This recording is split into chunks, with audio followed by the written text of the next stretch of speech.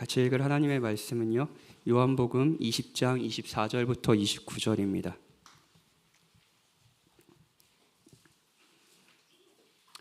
요한복음 20장 24절부터 29절입니다.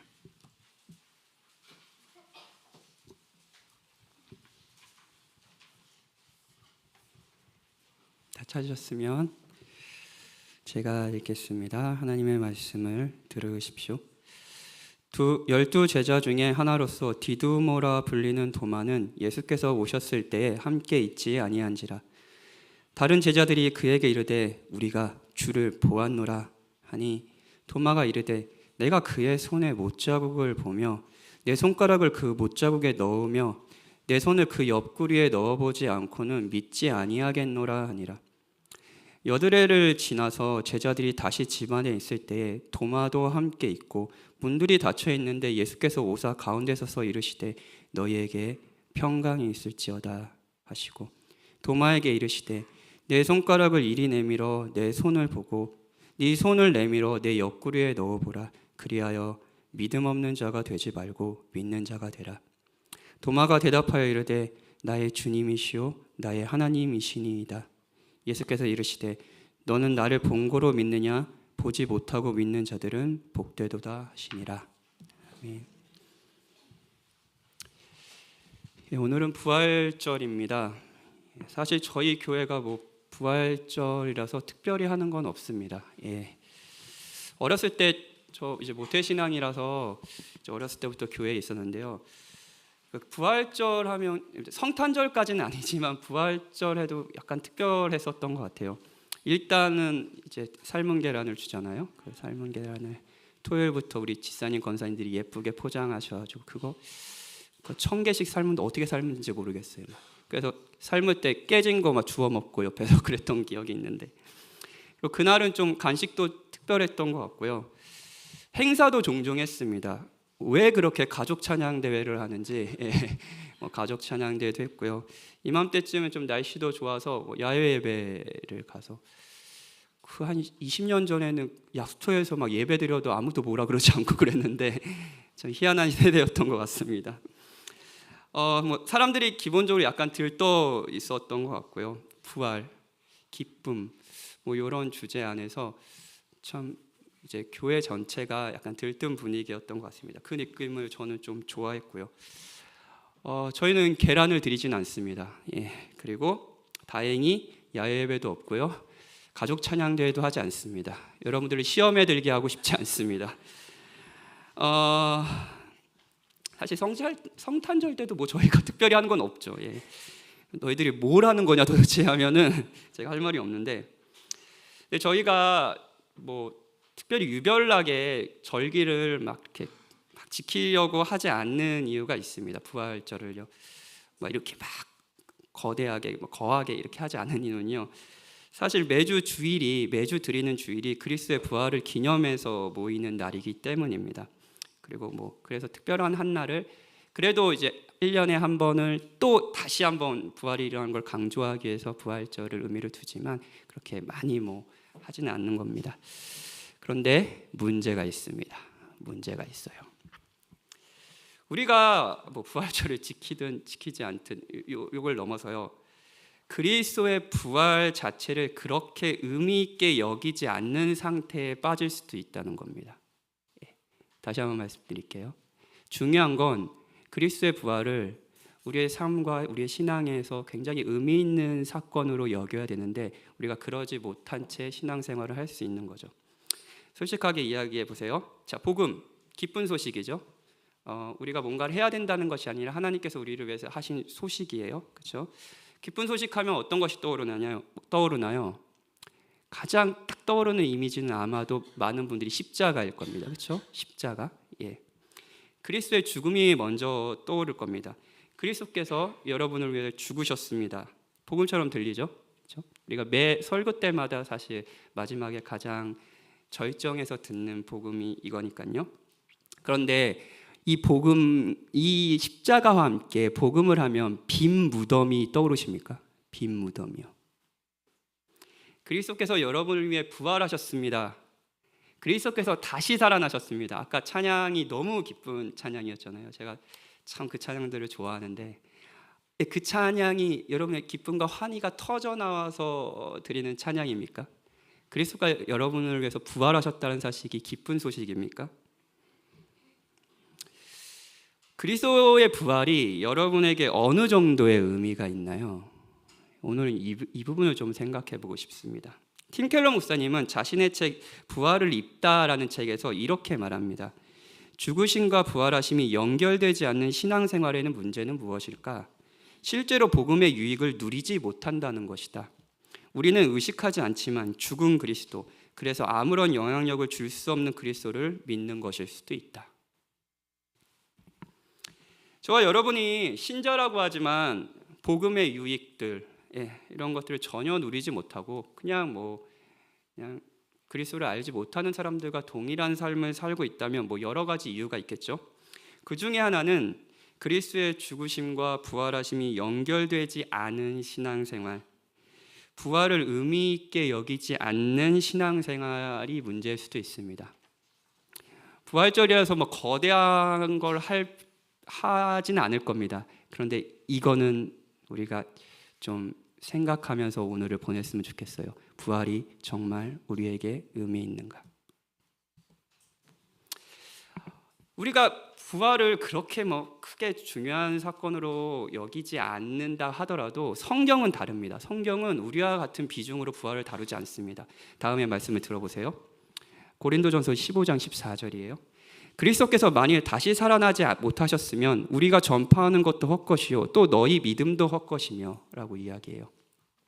부활이 없다면, 그리스도가 다시 살아나시지 않았다면 진짜 말도 안 되는 일이 비이성적이라고 누군가는 말할 수 있는 일이 일어나지 않았다면 우리는 지금 괜히 모여 있는 겁니다. 늦잠 주무실 수 있잖아요. 근데 아침부터 일찍 일어나서 애들 챙겨고 막 오시는 게 많이 힘드셨죠. 그렇죠? 교통도 불편해져가지고, 그렇죠? 우리 괜히 모인 겁니다. 부활이 없다면요. 모일 필요가 없습니다. 우리는 속은 겁니다.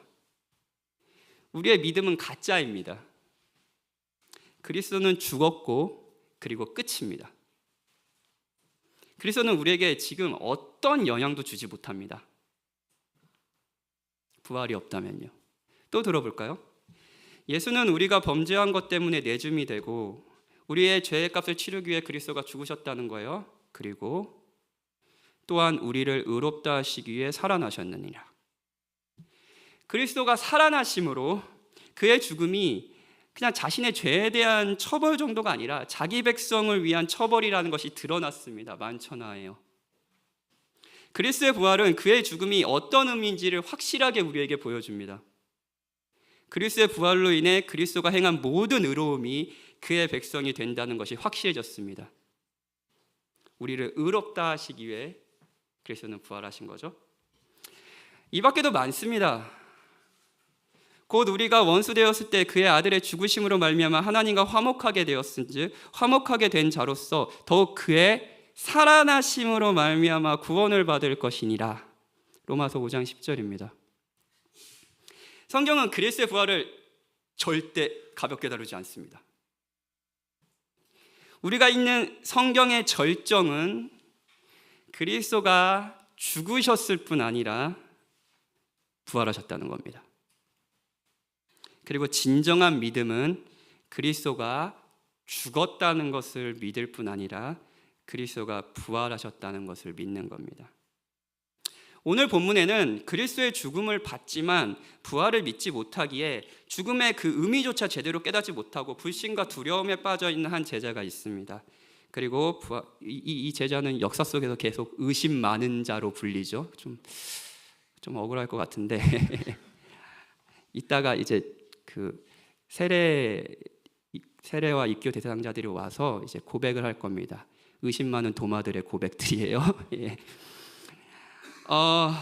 이 도마를 만나십니다. 그리고 예수님은 그에게 진정한 믿음, 죽고 부활하신 그리스도를 믿는 믿음을 주시고자 하시죠.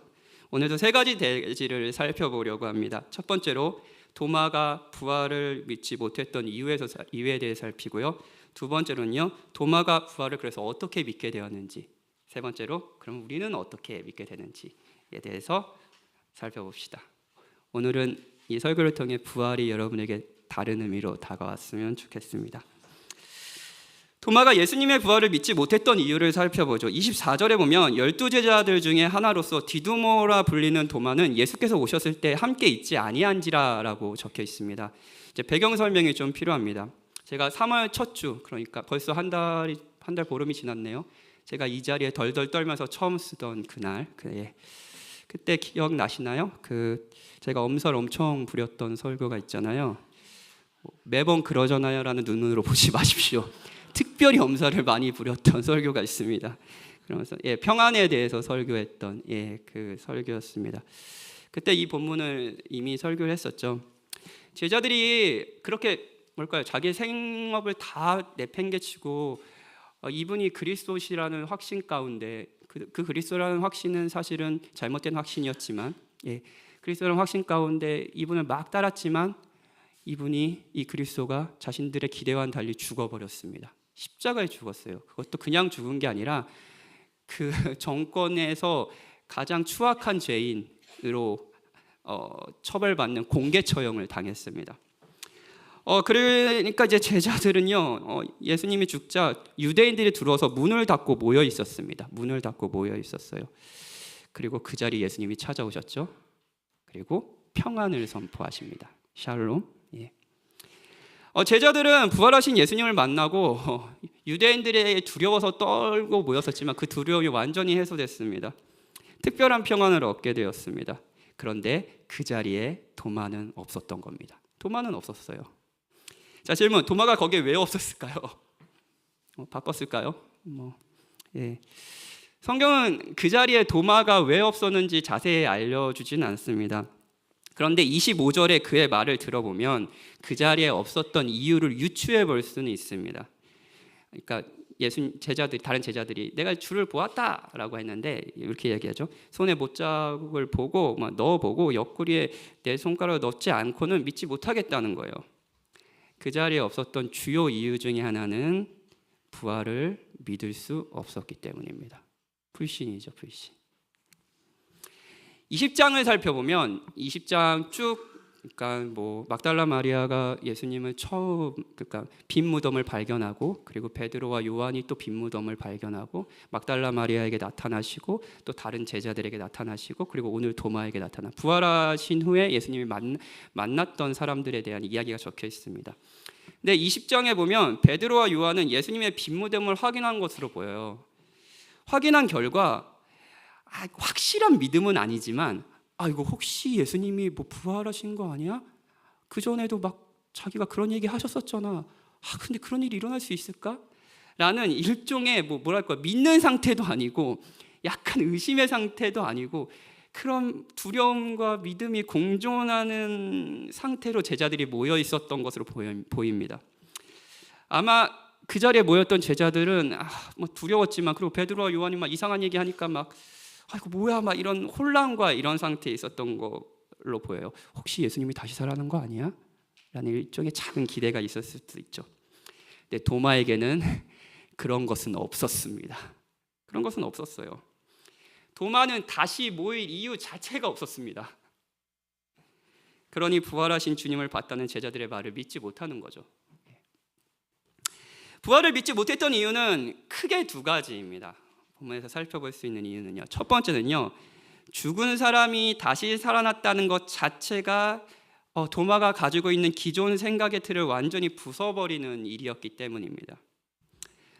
지금 이 시대 현대인들뿐만 아니라 2000년 전 사람들도 받아들일 수 없는 일이었습니다. 부활은요. 2000년 전의 사람들은 신화를 믿고 그러니까 좀 그런 사람들이니까 부활을 믿었지. 지금 현대인 지성이 발달하고 이렇게 현대 문명이 발달한 사회에서 어떻게 부활을 믿어요? 라고 하는 거는 사실 2000년 전 사람도 못 믿었다라는 것을 아셔야 됩니다. 더욱이 이 제자들은 예수님이 사람을 살리는 것을 몇 번 봤어요.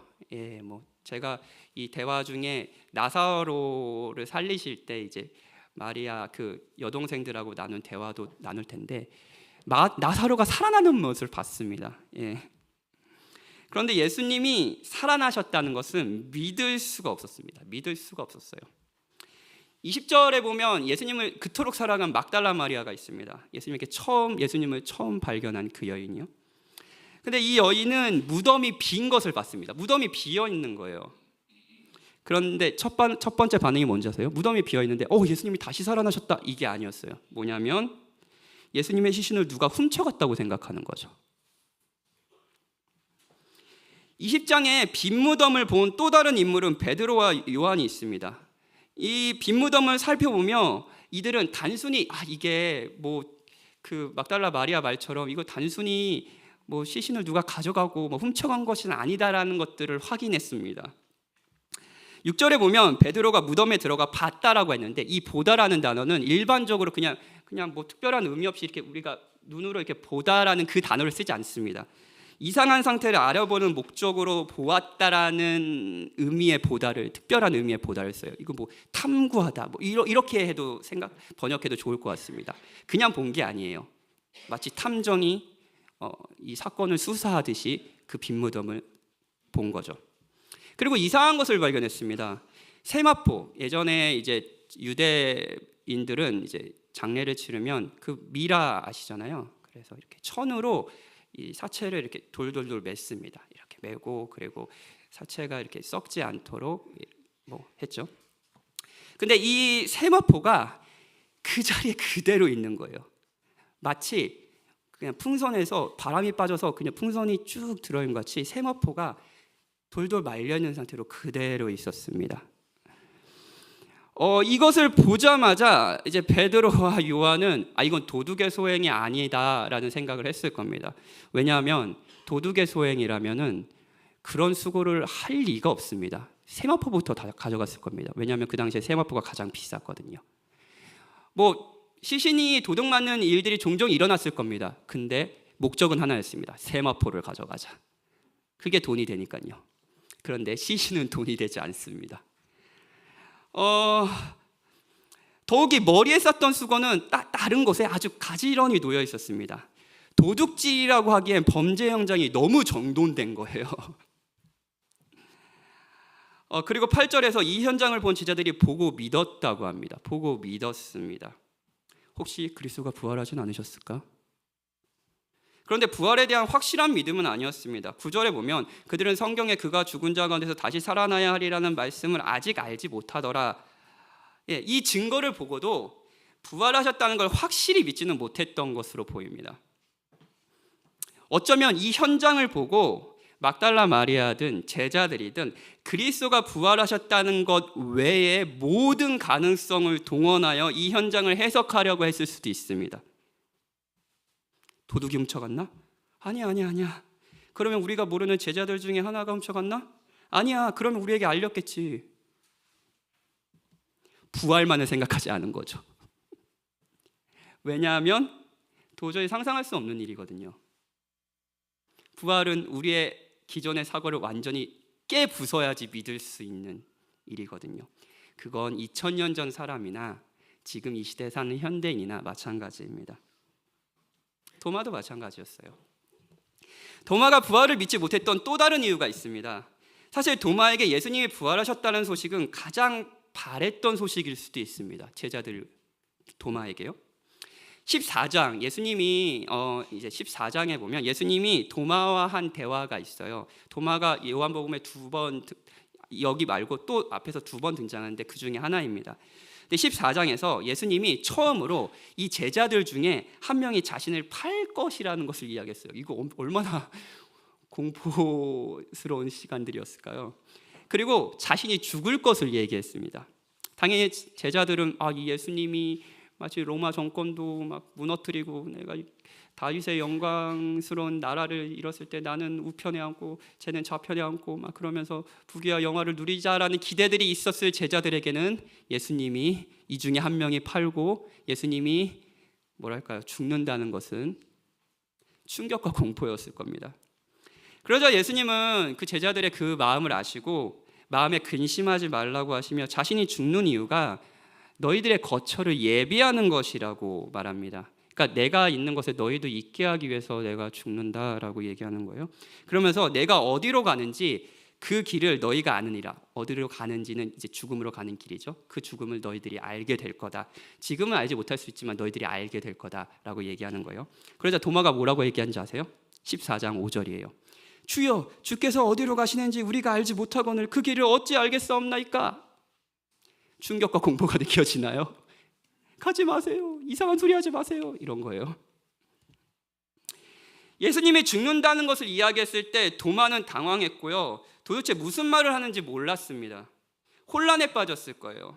그런데 그런 예수님이 말뿐이 아니라 진짜 죽은 거예요. 도마가 빠진 혼란과 절망이 느껴지십니까?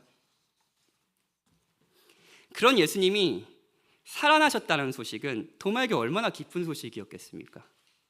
3년 이분을 따라다니면서 자신의 생계, 생업 이런 걸 다 포기했다고요. 예수님이 이 도마에게 유일한 희망일 때가 있었습니다. 그런데 부활하셨다는 사실을 믿을 수는 없었어요. 왜냐하면 있을 수 없는 일이기도 하지만 이미 그 마음이 너무 절망스러웠기 때문입니다. 예수님이 죽었습니다. 다 끝이 났습니다. 예수님이 희망일 때도 있었습니다. 그래서 모든 것을 다 버리고 예수님을 따랐죠. 제자가 됐습니다. 하지만 이 희망은 절망으로 바뀌어버렸습니다. 예수님이 죽어버리셨습니다. 도마는 이 예수님이 다시 살아나셨다는 소식이 사실은 가장 바랬던 소식이지만 선뜻 믿을 수가 없었습니다. 이것이 사실이 아닐 때 올 절망이 너무 크기 때문이죠. 그리고 이미 도마는 그 절망을 경험했습니다. 사랑하는 여러분, 모든 희망은 절망의 가능성을 안고 있습니다. 그래서 선뜻 품기에는 용기가 필요하죠. 그리고 희망을 가졌다가 절망한 사람은 다시 희망을 갖기가 더 힘들 겁니다. 저는 이런 질문이 들었어요. 도마가 믿기 위해 원했던 것이, 부활하신 예수님을 믿기 위해 원했던 것이 왜 예수님의 손에 난 못자국을 보고 옆구리에 난 상처에 손가락을 넣는 것이었을까? 이런 상상을 해봤어요. 이거 워낙 이거 찬양도 있고 그래서 워낙 도마가 그 손가락 못자국 만져라 이런 찬양 있잖아요. 예. 그런 거 하면서 그냥 익숙하게 들었는데 왜 그 상처를 확인하고 싶었던 거지? 라는 생각이 들었습니다. 상상이지만 그냥 예수님 얼굴 한번 만져보면 제가 예수님 믿을 수 있을 것 같아요. 라고 할 수도 있고, 아니면 예수님이 진짜 그때 세족식 때 내 발을 씻겨준 그 감각을 저는 기억하고 있습니다. 제 발을 씻겨주신다면 그분을 제가 주로 예수님이라는 거 확인할 수 있을 것 같아요. 이거 약간 변태 같은가? 하여튼 온갖 상상을 해봤습니다. 다양한 걸 요구할 수 있죠. 그렇죠? 그런데 왜 상처일까요? 왜 상처일까요? 그 상처가, 그 죽음이 도마에게 주었던 절망이 너무 크기 때문은 아닐까요? 그분은 정말로 죽으셨으니까요. 그리고 도마가 품은 모든 기대는 물거품이 됐으니까요. 그분이 죽으심으로요. 도마는 정말 그가 죽으신 분인지, 그리고 그 죽음의 의미인지 그렇다면 그 죽음의 의미가 무엇인지 확인하고 싶었을 수도 있습니다. 그가 원한 건 상처를, 죽음을 확인하는 거였어요. 그러니 그 전까지는 믿을 수가 없는 거죠. 왜냐하면 이 희망을 품었다가 다시 절망하고 싶지는 않거든요. 사랑하는 여러분, 사실 예수님의 부활은 도마뿐 아니라 모든 이가 품고 싶은 희망이기도 합니다. 예를 들어 설명해 볼게요. 여러분 중 누군가가 죄책감에 시달리는 사람이 있다면 그분은 완전한 용서를 통한 죄책감의 해결을 원하실 겁니다. 근데 부활은 그리스도가 우리를 위해 죽으셨고 부활하심으로 우리의 죄책이 완전히 해결되었다는 것을 의미합니다. 그리스도 자신 때문에 죽지 않으시고 우리의 죄로 인해 죽으셨습니다. 다시 살아나심으로 이것이 증명됐습니다. 그리스도의 부활은 하나님이 우리를 단순히 죄인이 아니라 자녀로 보신다는 희망입니다. 고통당하는 분들이 계십니까? 도저히 이해되지 않는 일들, 그런 일들을 당하시는 분들이 계실 겁니다. 그때 여러분이 원하는 희망은 뭔가요? 그 고통의 의미를 알기 원하시지 않으십니까? 그리고 제발 이 고통이 선한 의미가 있기를 바라지 않으십니까?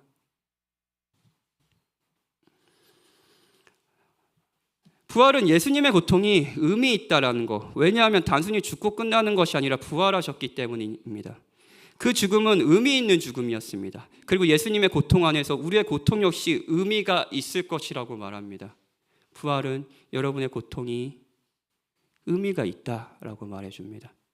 자녀이면 또한 상속자, 곧 하나님의 상속자요, 그리스도와 함께한 상속자니 우리가 그와 함께 영광을 받기 위하여 고난도 함께 받아야 할 것이니라. 생각하건대 현재의 고난은 장차 우리에게 나타날 영광과 비교할 수 없도다. 로마서 8장 17절부터 18절이에요. 부활을 믿는다면 여러분은 이 희망을 갖고 있는 셈이죠. 고난에 대한 완전히 다른 해석이라고 할까요? 그리스도가 부활하시지 않았다면 이 약속을 어떻게 믿을 수 있겠습니까? 사랑하는 이의 죽음을 겪은 사람은 어쩌면 인간이 살면서 가장 느낄 수 있는 가장 비참한 고통일 수도 있죠. 사랑하는 이를 먼저 잃은 거예요. 그런 분이 계시다면 그런 분은 이 죽음이 끝이 아니길 제발 바랄 겁니다. 희망이요. 그리고 그리스도의 부활은 정말로 이 죽음이 끝이 아니라고 말해줍니다. 나는 부활이요 생명이니 나를 믿는 자는 죽어도 살겠고 무릇 살아서 믿는 자는 영원히 죽지 아니하리니 이것을 내가 믿느냐?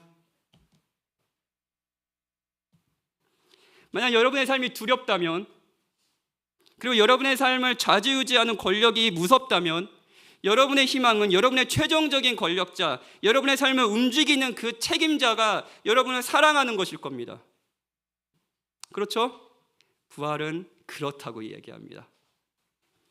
예수님은 죽고 부활하셨으며 승천하셔서 지금도 이 세상을 왕으로서 다스리고 계십니다. 부활은 우리의 인생의 주인이 예수님이라고 알려줍니다. 그리고 그 예수님이 우리를 죽기까지, 부활하시기까지 사랑하신다고 말씀해 주세요. 여러분은 부활하신 그리스도를 바라보면 여러분이 버려진 자가 아니라는 걸 확신할 수 있습니다. 부활은 사람들이 듣고 싶은 바로 그 희망입니다. 바로 그 희망이에요. 하지만 모든 희망은 절망의 가능성을 안고 있기에 선뜻 품을 수가 없는 거죠. 만약 그렇게 되지 않으면 또 다시 찾아올 절망이 두렵지는 않습니까? 이렇게 표현해도 될지는 모르겠지만 기독교 신앙이 있는 분들 중에는 신앙생활에 하나님께 배신당한 것 같은 상처들이 하나씩 있을 겁니다. 하나님 도대체 나한테 왜 이러시지? 오랫동안 기도를 했어요. 이게 뭐 내가 이 기도 뭐 탐욕스럽고 이런 건 아닌 것 같아요. 그래서 하나님께 기도를 간절히 했습니다. 매일 새벽 기도 드렸어요. 그런데 기도를 들어주시지 않는 거예요. 기도를 들어주시지 않는 겁니다. 고통이 옵니다. 이유를 모르겠어요. 왜 고통을 당하는지 이유라도 알면 참을 힘이라도 있을 것 같은데 왜 그런지 이유도 모릅니다. 그냥 무자비한 권력자에게 무참하게 맞는 느낌이 듭니다. 이유를 모르겠어요. 그때 여러분 절망하셨겠죠. 여러분의 신앙생활에서요. 그리고 그것이 다시 희망을 품기 어려운 이유일 수도 있습니다. 나도 기도해봤어. 나도 신앙생활 열심히 해봤다니까. 새벽기도 다녀봤지. 나 도마야. 나 예수님 3년 동안 따라다녔다고. 그런데 끝났어. 예수님은 죽었어. 도마는 예수님의 부활을 믿지 않았습니다. 여러분은 믿으십니까? 여러분은 믿으십니까? 그리고 이 부활을 믿지 못하는 이유는 무엇입니까? 이런 도마가 부활을 어떻게 믿게 됐을까요? 26절에 보면 여드레가 지나서 제자들이 또 모였어요. 그때 예수님이 다시 제자들에게 찾아오십니다. 안식 후 첫날 예수님이 부활하셨잖아요. 안식 후 첫날, 그게 이제 우리가 매일 아까 처음에 얘기했던 것처럼 주일에 모이는 이유입니다. 그리스도의 부활하신 날을 기념해서 모이는 거죠. 주일이에요. 그런데 8일이 지났다는 것은 한 주가 지나서 다음 주 주일이 됐다는 것을 의미합니다. 8일인데 왜 그러냐? 그러니까 이게 유대인들이 날짜를 세는 방식입니다. 예를 들면 예수님이 이제 금요일 날 돌아가셨잖아요. 그래서 뭐 성금요일 이렇게 하잖아요. 그 요일이 아니지만 하여튼, 그리고 이제 하룻밤 자고 이틀밤 자고 이제 주일날 일요일 날 이제 부활하신 거잖아요. 그럼 우리로서는 이틀 지났다 이거 하잖아요. 근데 3일 만에 부활했다고 하잖아요. 요 첫날도 그날을 포함해서 날을 세는 거죠. 그러니까 8일이 지났다는 건 뭐예요? 일주일이 지났다는 거예요. 주일입니다. 또다시 주일이 왔어요.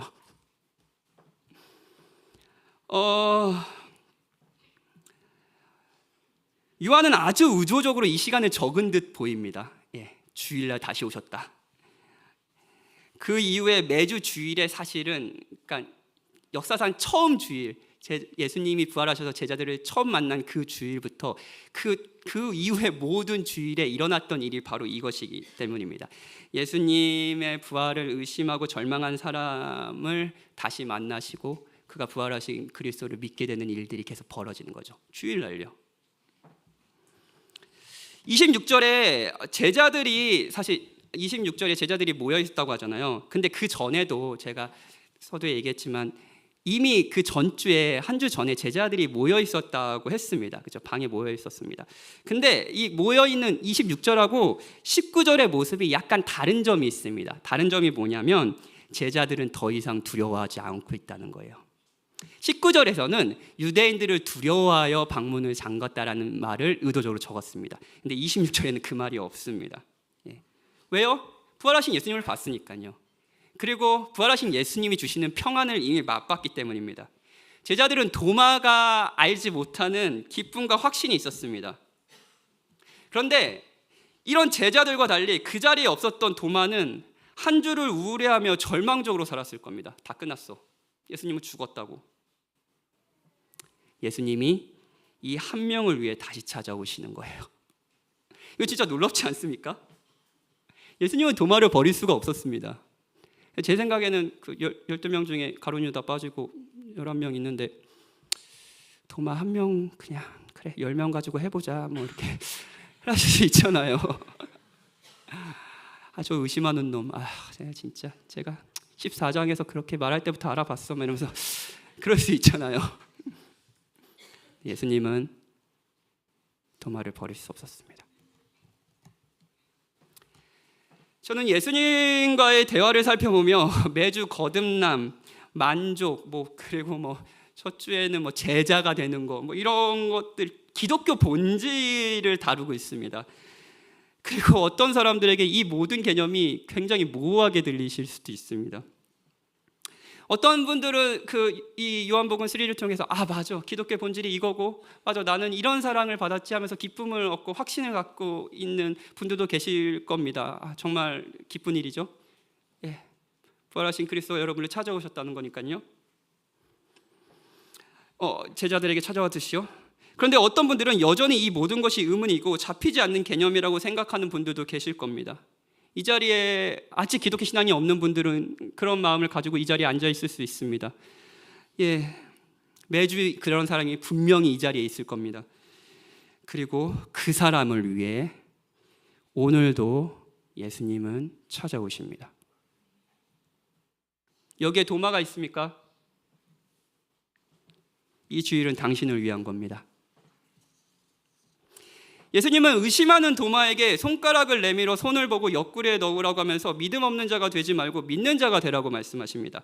약간 핀잔 같지만 사실 이러한 의도도 있습니다. 네가 믿을 수 있다면 그것이 아무리 불합리한 것이라 할지라도, 이거 불합리하잖아요. 이거 손가락 넣고 이거 너무, 우리도 스승인데 불합리한 것이라 할지라도 기꺼이 해주겠다. 그러니 나를 믿어라. 나는 다시 살아났다. 예수님이 도마를 믿게 하려는 열정이 느껴지십니까? 사랑하는 여러분, 슬픔과 절망에 빠져서 어쩔 줄 몰라 하는 마리아에게 예수님은 그저 마리아의 이름을 부르셨습니다. 그리고 정확한 증거와 사실을 원하는 도마에게는 그것을 기꺼이 보여주겠다고 말씀하십니다. 예수님은 각 사람의 성향과 마음에 따라 기꺼이 믿음을 주시기 위해 찾아오시는 거죠. 이 시간도 마찬가지입니다. 자, 질문할게요. 도마가 손가락을 예수님의 옆구리에 넣었을까요? 잠깐만 이리 와보세요. 부활을 하신 건 맞는 것 같은데 제가 마지막 확인을 해보겠습니다. 그럴 필요가 없었던 것으로 보입니다. 많은 신학자들은 주석에서 도마는 그 행동을 하지 않았을 것이라고 예상합니다. 그는 그리스도의 상처를 봤습니다. 넣었고 확인한 게 아니라 그냥 봤습니다. 그 순간 도마의 모든 의심은 사라지고 그의 고집이 꺾어지고 찬양하는 경배자가 됐습니다. 도마가 그리스도의 상처를 보고 그 의미를 깨달았기 때문입니다. 그 전까지 도마에게 그리스도의 상처, 그리스도의 죽음은 자신의 절망을 의미하는 것이었습니다. 끝났어. 그리스도는 죽었다고. 그런데 사랑하는 여러분, 지금 도마가 본 것이 상처만이 아니라는 걸 알고 계시나요? 또 무엇을 본지 아세요? 그리스도가 부활하셨다는 걸 본 겁니다. 그것을 봤습니다. 그리스도가 부활하셨다는 것을 본 겁니다. 그리스도가 다시 살아나셨습니다. 부활은, 그 부활이란 개념 자체가 죽음을 전제로 한 개념이라는 걸 알고 계시나요? 죽음이 없다면 부활도 없죠. 부활은 죽음을 포함합니다. 부활은 죽음에 대한 완전한 재해석입니다. 도마는 그냥 상처를 본 것이 아닙니다. 부활하신 그리스도의 상처를 본 겁니다. 그 상처를 봤을 때 이제 그 상처는 그리스도가 자신을 위해 죽으셨을 뿐 아니라 살아나셨다는 희망의 상징이 되었을 것입니다. 사랑하는 여러분, 도마뿐 아니라 다른 제자들도 20절에 보면 그리스도가 평안을 주시며 도마뿐만 아니라 그리스도가 다른 제자들에게도 손과 옆구리를 보이셨다는 걸 아십니까? 왜냐하면 이 믿음은 죽고 부활하신 그리스도를 바라봄으로 생기는 거니까요. 이 죽음과 부활은 따로 떨어지지 않으니까요. 그의 죽음을 상징하는 상처 그리고 부활, 이제 도마와 제자들은 그리스도를 믿게 됐습니다. 도마의 고백은 나의 주님이시여 나의 하나님이십니다 라는 고백이에요. 요한복음에 진짜 딱 한 번 나오는 예수님이 하나님이시라는 것을 직접 고백하는 사람의 고백입니다. 굉장히 놀라운 고백이에요. 그런데 이 고백은 사실 요한복음의 첫 선포를 담고 있다는 걸 아시나요? 첫 이 시리즈를 시작했을 때 1장에서 했던 말씀입니다. 태초에 말씀이 계시니라 이 말씀이 하나님과 함께 계셨으니 이 말씀은 곧 하나님이시니라. 이렇게 요한복음이 시작됐습니다. 그리고 이 절정에서 도마는 고백합니다. 나의 하나님. 이제 도마는 부활하신 예수님을 믿게 됐습니다. 이것이 요한복음의 절정입니다. 그의 제자들이 예수님을 하나님으로 선포하는 거예요. 그럼 우리는 어떻게 예수님을 믿게 될까요? 예수님이 부활하셨다는 사실을 믿게 될까요? 우리 아이들은, 우리 청소년들은 예수님이 부활하셨다는 소식을 믿을 수 있을까요? 믿게 될 수 있을까요? 지난주에 만족에 대해 설교를 하고 소그룹을 막 돌아다녔어요. 많이 부르더라고요. 막 질문도 많고. 예. 그러면서 한 청년의 애타한 고백이 사실 한 주 내내 마음을 많이 좀 아프게 하고 저도 좀 간절하게 했습니다. 그 청년의 고백이 이런 거예요. 하나님을 너무 만나고 싶대요.